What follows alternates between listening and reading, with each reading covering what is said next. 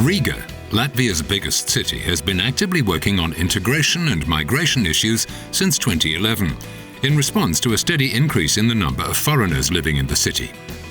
The city's strategic documents define integration as a two-way process, where diversity is seen as an asset and equality is promoted in all spheres of life.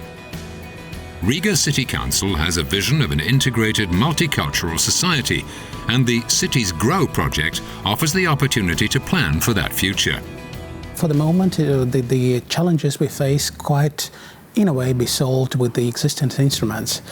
As the number grows bigger, of course, the existing instruments will not be applicable. So the project gives us an opportunity to address the issues pretty much timely and get ready for, so to say, big challenges when they come.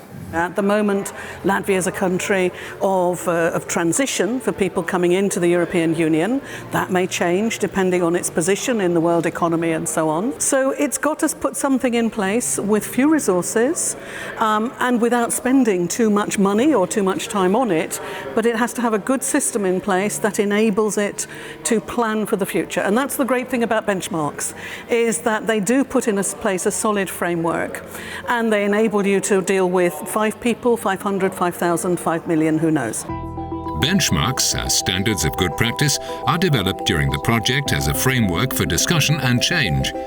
Riga wants to update its strategic plans to address the more recent groups of newcomers to Latvia and their integration needs.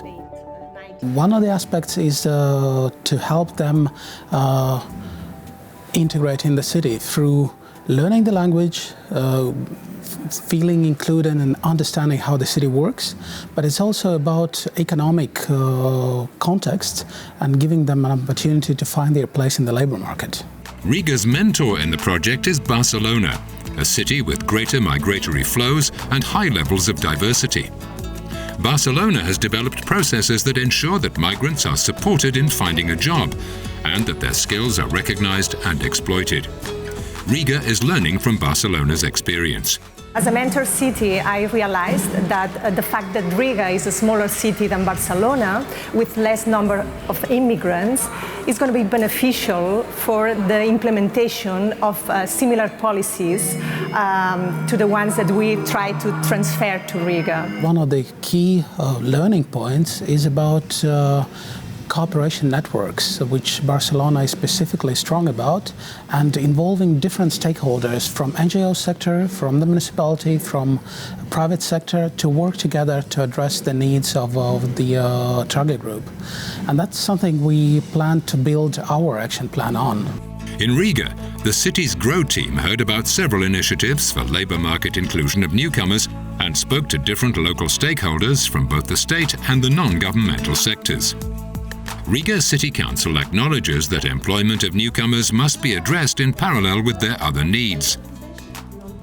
What's interesting about Latvia and Riga in particular is there are real labour market needs there. So we have to be able to put into place a pathway that assesses migrants' competencies, that assesses their abilities, that assesses their qualifications and their skills. So there needs to be a common entry point where people can turn up and get their needs assessed and then get referred to the people who need to meet those needs. And of course, people never are just workers. They're also people who need housing, people who need healthcare, people who need other types of support. So even if you're focusing on labour market needs, you've still got to make sure that there are channels where you can access help for workers or potential workers on that. At the end of the visit, Riga takes away ideas and new actions that it will incorporate into the city's new integration strategy. But the exchanges during the visits have wider benefits. To be a mentor city forces you to analyze your own policies and your good practices. That works, obviously, but the fact that Riga is starting from the scratch, in a way, makes you to reformulate or think about the purpose of the policies that you have. So it's a learning process from both sides. The example of Riga and Barcelona underlines the benefits of mutual learning and dialogue for other cities facing the same challenges. All of the cities in Europe at the moment are facing huge amounts of difficulty around migration. So it's quite an effort to release staff very often at times of crisis and so on to do this work. But it's a real tribute to the cities involved that they've seen the importance of improving their practice, that in a sense there's an investment to be made now for what they can do in the future.